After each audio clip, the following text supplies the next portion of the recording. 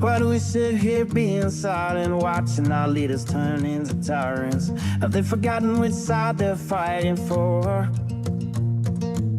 Checks and balances set aside and rule of laws, youth and ours, and Constitution openly ignored. Man, I'm not okay. Think we are being played. Is it time for right and left to join a greater cause? Man, I'm not okay.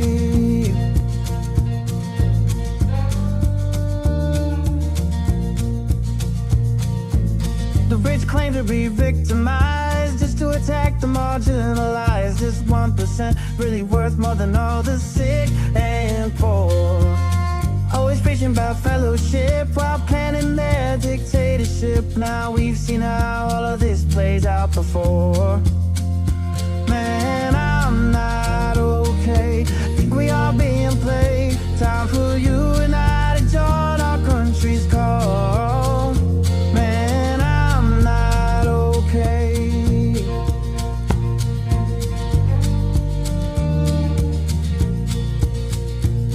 Ever wonder all the mystery, why they whitewash our history, keep dividing is their plan? All in all, such a scam. Algorithm very sly, only used to spread the lies. Politicians know well, hate is simple to upsell. Man, I'm not okay.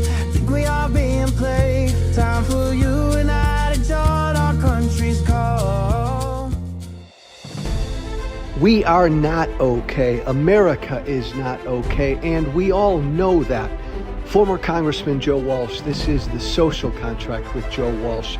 Let's figure out how to get okay together.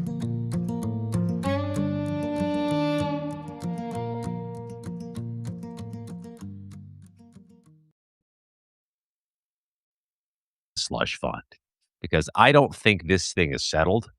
I think some people are going to try to stop it, including some people in your former party. What did you think when you first heard about $1.7 billion for convicted crooks? When I first heard about it, Scott, I got so fucking angry at my former party, period. But before I say that, I want to say thank you. Thank you for what you're doing. Thank you for having that microphone. It's so damn good, Scott MacFarlane, to have your independent voice here in independent media. So, man, thank you. I love what you do every day. I love following you every day. And I'm not stroking you. I love what you're doing. Scott, I'm so sick of getting mad at Trump about this. I got so mad at my former party when I first heard about this slush fund. And you know, like I know, in talking to some of my former colleagues privately in the last week or so, they're up in arms about this. Again, here we go privately, right? But they know this thing is just a fucking disaster. I don't think they'll do anything with it. I think you make a really great point that the courts are probably going to move on it before Congress does. But Republicans privately, here we go again, they're really upset about this.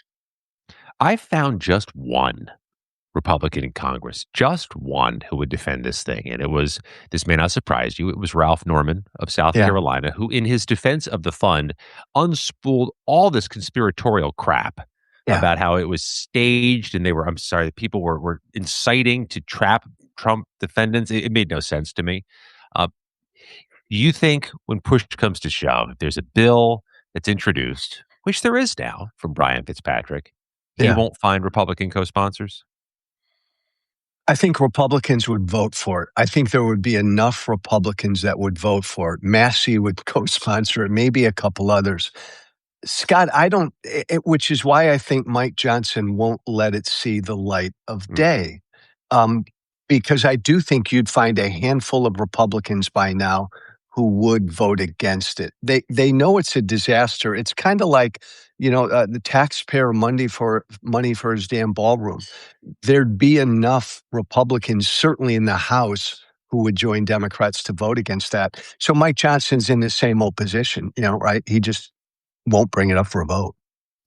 Pull the curtain back if you can. And I recognize there's a whole lot of new people in this Congress you didn't serve with, but there are some you did. What do you think happens at a Republican conference meeting Do they not even let this come up in conversation, or do they strategize how to defend it? They'll strategize how to defend it. In conference, privately in conference, there will be a lot of displeasure spoken about it, but it will be made clear by leadership that this is a disaster, that we can't bring it up for a vote. Look, Scott, as I talk to some of my former colleagues, Republican in the House, like they know November's going to be a disaster. And we know that. They're running for the hills. But there's this sense that they've got that 26 is going to be a disaster for them. They're likely to lose the House.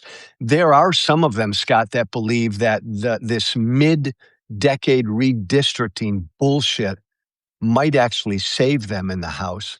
But most of them, I think, know they're going to lose control. But they're already talking about 28. Like they believe they'll survive a 26 storm and be back in a big way to fight in 28 because they think the Democrats have so many weaknesses. But they're really scared to death. You have some sense that the mid-decade redistricting, the diluting in the South, is not enough to save Republicans this year? I don't personally. I think Scott, I come from the Tea Party, no matter what we think about the substance of the Tea Party, it was a big populist grassroots movement. I was part of a wave. I got elected because of a wave. This thing we're seeing now, this resistance to Trump, this resistance to the very thing our founders feared, it is 100 times bigger. So I think it's too big to rig, which is what Republicans are trying to do. I think Republicans in the House, most of them know that. There are some of the folks in the crazy caucus who think it might bail them out, but I don't think most Republicans do. Susie Q writes that you are a voice, Joe, Democratic leadership should be listening to at this moment in time. What? That Susie Q, thank you. I've been, Scott, I became If a you Democrat. had their ear, what would you tell? I'm a broken record, Scott. I'd probably be saying the same thing I said when I became a Democrat almost a year ago. Just fucking meet this moment and fight.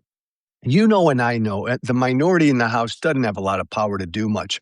But from day one, they've never understood what Trump and my former party are up to.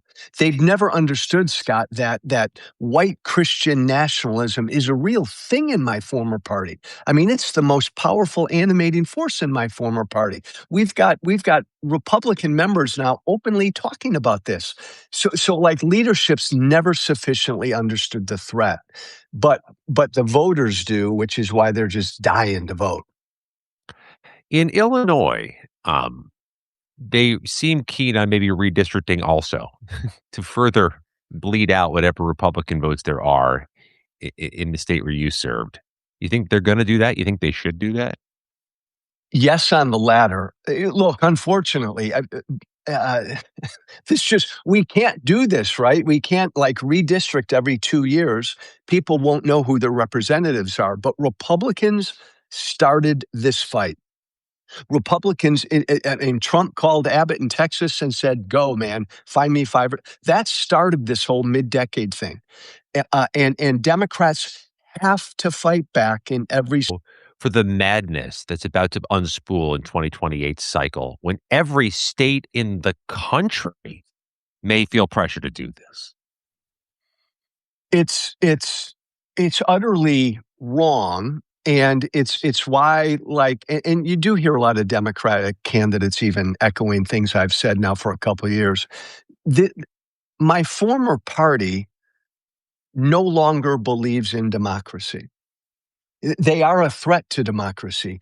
And this notion of changing districts, changing representation whenever you want to, is antithetical to representative democracy. I think, Scott, and you and I have talked about this before, you know where I am on Trump. He's the very thing our founders feared. He tried to overthrow an American election. The fact that there's still not sufficient imagination to understand what he and my former party will do to try to fuck with the midterms and then beyond and in 28 And again, you're a good, honest, objective, serious news guy. I'm a crazy former Tea Party congressman. There's a part of me that just we've got to use our imagination in 28. We don't know what Trump's going to do. We don't know if he's going to leave. We don't know. We have to be prepared for the worst always. Legacy linear media owns part of this crisis because Yeah. they continue to platform the lies. They continue to platform the both sides, the stuff that doesn't have two sides. And they allow this pervasive, pernicious, poisonous attempt to rewrite the 2020 election. And all that does is cue up trouble for 2026 and 2028. If you legitimize election denialism, you are inviting more election denialism. There's this ongoing process inside the Department of Justice, Joe, to literally delete the records from January 6th from public view, to eliminate not just some of the portals the Department of Justice hosted, but the actual press releases and announcements of the cases are truly being erased. What did you make of that? And again, thank you, because you've been on top of this. Legacy media has been really, really slow. Look, this has been a concerted effort from Trump, and it's not just Trump, from my former party. Scott, when I came out against Trump 8 years ago, my God, that seems like a lifetime ago. 8 years ago, damn near every one of my former colleagues privately told me, Joe, Trump's like a tornado, a storm. It's going to pass. We'll get back to the good old days in the GOP. They've been saying that now for 8 years. But Scott, the number of crazies, I mean, true believer MAGA crazies in the House caucus has grown. So they are election deniers. The number of election deniers in the House has grown. They're hell-bent on this policy of theirs to literally rewrite and erase January 6th like it never happened, which is the kind of thing all good dictators do. Again, this is something Democrats should be just screaming about. It's really the only approach one could have expected because it was an indefensible, incomprehensible, unforgivable thing that happened. And Trump was voted back into office. So the only way to rectify those two realities is to try to erase the unforgivable, incomprehensible thing that happened. And when I was alone in some of those courtrooms, some of them covering the January 6th trials, I knew there was trouble brewing moving forward because if I'm the only guy up here with one notebook and one pen and one phone, the entire country's not going to know the truth of this. But the lies spread so fast before you have time to put your shoes on that I knew it was a tidal wave coming. I knew this denialism was going to spread and metastasize and result in what we have now, which is absolute crap emanating from the Department of Justice about January 6th. Lies. And those things have consequences. Those chickens always come home to roost. We're seeing some of that now, but I do wonder what you think about the midterms. What types of challenges you expect before or after the voting? Man, I wish everybody could listen to you all the time. Trump and his people they've implemented a plan now that's been in place for at least a year to try to screw with the 26 midterms. The notion of putting troops on our street, they've been trying to lay those seeds. He's placed election deniers as secretaries of state in states all over the country, trying to rewrite how we settle election results in various states. My God, he's got an election denier running overseeing elections in DHS. This is a calculated attempt to fuck with an American election. And for people who don't believe Donald Trump and my former party would fuck with this election, again, he's the only president in American history who lost an election and refused to accept the result. So he will do anything. And then to get to the bottom of it, Scott, if the election, even if it's overwhelming, unlike in Hungary, Trump will never accept the result. Period. He will try to delegitimize the result. Period. Now, Orban would have done that if that election was close. But we know Trump, and we know too many in my former party, even if this election's a blowout, they will never legitimize the result. And that's like another stab in the heart to a representative democracy. especially when the president has some type of grip on the mainstream media, which is where people turn, and some turn to get the definitive information about election outcomes. He has got pressure on them. Scott, I've always wanted to ask you a question. Like you so rightly talk about normalizing him. Legacy media has utterly normalized his lying. It's like he lies as he breathes. He's done it his whole life, but we've normalized it. It's like the media has stopped covering his lies. Why is that? Is it just too much? And Dan put that same question in the chat, asking why didn't mainstream media cover the trials of the insurrectionists? The same reason. There's an attention span issue. Oh, Mainstream legacy media does or doesn't have. They don't have the collective attention span to stick with things and drill a mile deep and mm, spend the time, spend the resources getting after the hardcore reporting and the enterprise reporting. Some people inside legacy media do, but collectively, the institutions move on to the next crisis of the yeah, hour, the next hurricane, the next shooting, the next medical issue, and they yeah, don't stick with things. And that's part of the nature of mainstream media. But Joe, that's also why people are evacuating from the yeah. ship of mainstream media. They want somebody to stick with something, to Mhm. keep focused, to keep digging.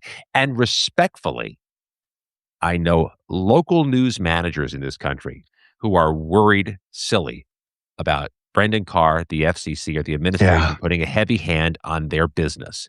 And they are risk averse. Let's not bring up this topic. Let's not bring on this guest. yeah. Let's not talk about this because we don't want to rattle the cage. That's just the chilling effect of a strong man. And the thing that's broken me over the last year is Trump's never paid a price for his lying. So I've watched so many members of my former party then just say to themselves, well, fuck it.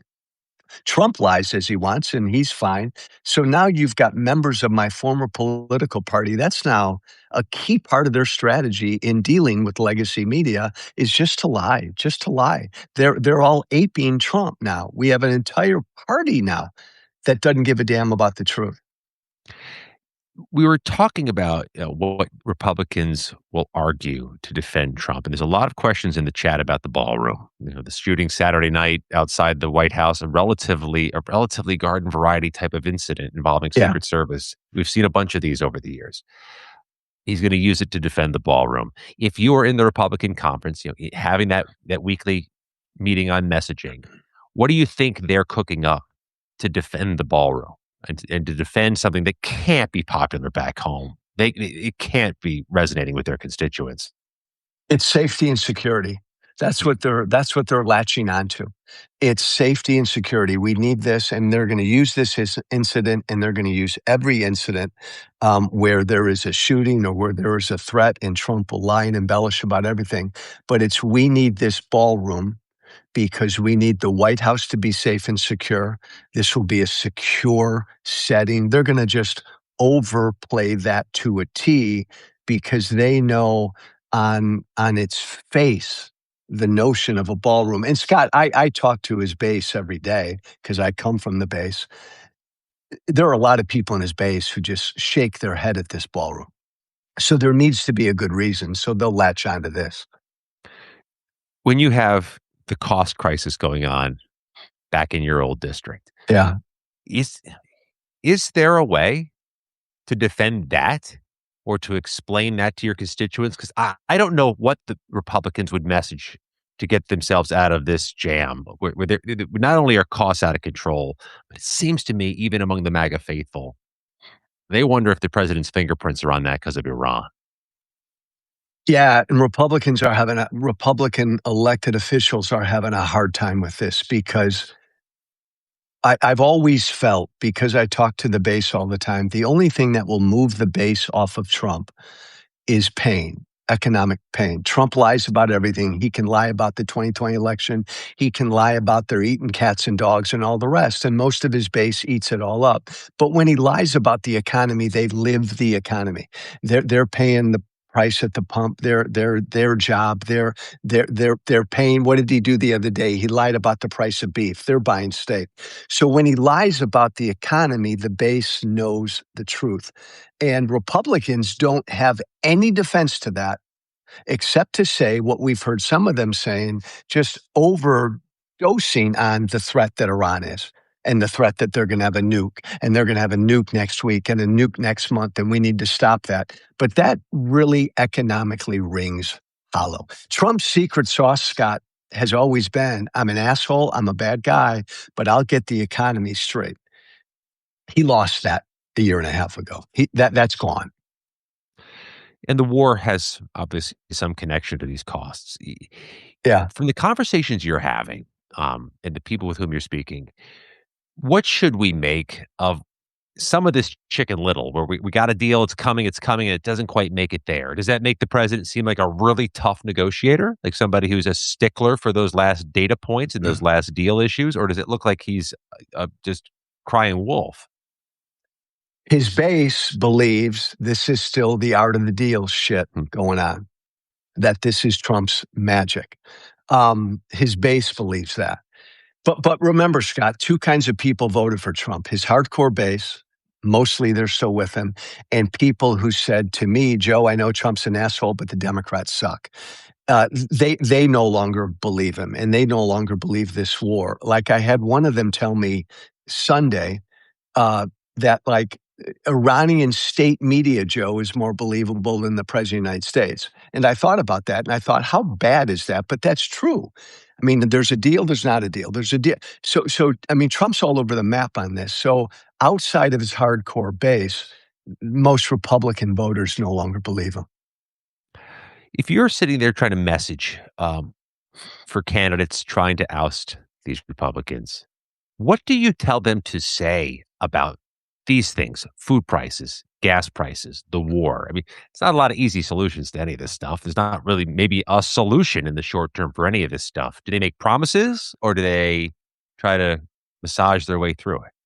No, when I talk to people in my candidates in my new party, I just say point a finger at Trump and Republicans. They did this. The Democrats will take back the House because of Trump, period. Not because of the Democratic Party. Don't tell me what you're going to do. Don't tell me what you believe in yet. It's Trump. He has single-handedly fucked up the economy. He single-handedly put this country into war. He single-handedly engaged in this massive tariff regime. He single-handedly is openly enriching himself and his family at levels we've never seen. Fuck all this. Democrats need to with righteous anger, point fingers at my former party to win this year. And then you do hear the opposite, among the cable news set saying you better lay out a vision. You can't be all about Trump bad. No, I think that's utterly wrong because Trump is so bad. And what they've done is a hurricane of bad. Look, Scott, the truth is most voters in America despise both parties. The approval rating of my new party's in the toilet too, right there with the Republican Party. So just point a finger at what he's done to this country, the price of groceries, everything. And then to win beyond the midterms, that's when Democrats got to get their act together and say, this is who we are. This is what we believe. This is our vision. This is what we're going to do. But they don't have to, and they shouldn't do any of that to win this year. A lot of people in the chat, Joe, are saying maybe the candidate should promise to try to remove him from office. Would you recommend they make an impeachment argument, or is that a bridge too far right now? I'd love your thought on this because my thought has always been when the Democrats take back control of the House, maybe the Senate, just have a one-pager ready. The 20 top reasons why Trump should be impeached, pass it in an hour, send it over to the Senate, and then move on and do shit. Then move on and present bills and haul members of the administration in front of congressional committees. My God, Democrats, do not spend the next 2 years trying to impeach him again. Just say, here's the list of complaints, impeach him, boom, we're done. No. Lastly, I wanted to ask you, in a broad way about whether you think the Epstein files crisis remains a crisis for the administration. Is there any turning the page on that thing? No. And Scott, I'm so glad you asked about this. No, and no, not with his most hardcore voters. I'll close with this again. Uh, because I come from Trump's base, I engage with hundreds of those voters every day. I've been doing it for years. It's part of my penance. It's part of what I need to do. They are still pissed off about the Epstein files. And many of them, Scott, will not vote in November because of the war and because of the Epstein files. They're not going to pull the trigger for Democrats, but they just won't vote. This thing is a real issue in the Republican Party base. And I think Democrats and everybody would do well. Thomas Massey would do well to try to keep this thing front and center. Joe, covered a lot of ground, man. I really appreciate your time. Let's do this again. Hey, one more thing. Bring it. Everybody listening, follow, subscribe to Scott MacFarlane. He is a valuable resource. Stay on this guy. That's very nice of you to say. And likewise, right back at Joe Walsh. He's my favorite follow on Substack. Thanks, brothers. My friend. Thanks, man. Joe Walsh, former congressman from Illinois, now Democrat, and a real voice moving forward for what could and will happen. Let me add a point. If you can still hear me, sometimes I screw up the microphone. I wanted to answer a couple questions about the January 6th cases.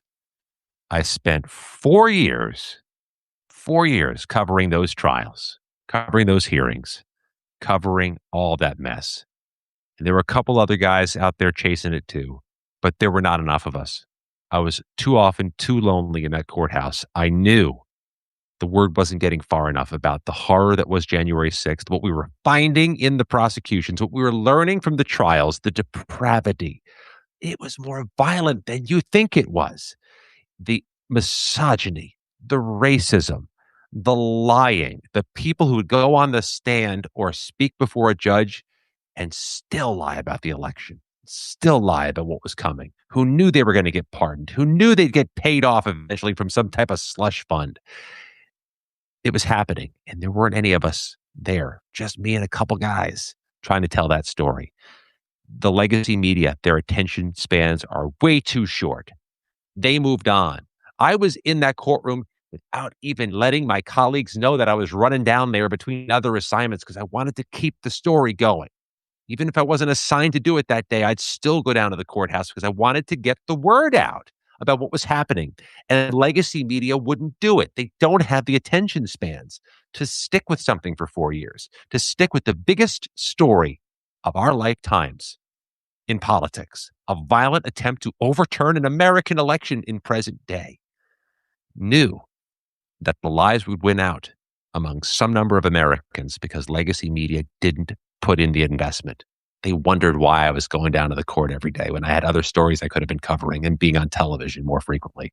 Because it's important. Because it's an American story and nobody else is telling it and people want to hear about it. It's why independent media is not the future. It's why independent media is the now. Because we can chase the stories as aggressively as we need to. We can pursue what we have to pursue without having to worry about the short attention span theater of legacy broadcast media. It really was a cardinal sin of the past 5 years that it was me and a couple of guys in a notebook trying to tell the story of the near collapse of American democracy. I'm going to stick with it. As you can imagine, the story is not done being told. There's a frickin' slush fund that's been created. There's a literal deleting of the history from the Department of Justice that's ongoing right now, this week. It will not go erased on my watch. We'll stick with this indefinitely. I'm going to do this for you. I'm going to take, over the next few hours, the actual news announcements that are being deleted as we speak by the Department of Justice, and I'm going to post them. And they will stick up there forever. The internet is forever. These social media feeds can be forever. We're not going to let them erase the things that still exist. I'm going to make sure that they are available for people to look up and see when they want to track what happened in American history. what was the truth about January 6th, not the crap Trump says, the lies he shares, not the ones his apologists share. What's the actual truth? They can try to delete it, but they're not going to delete it on our watch. I appreciate your watching. We'll get back after Substack a little bit later today. Thanks, friends.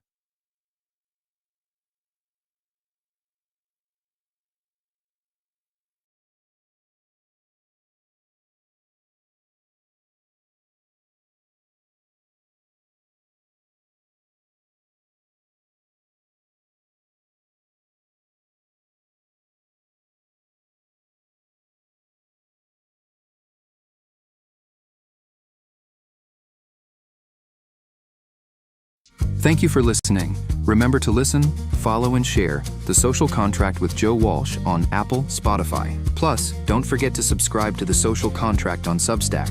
This has been The Social Contract with Joe Walsh.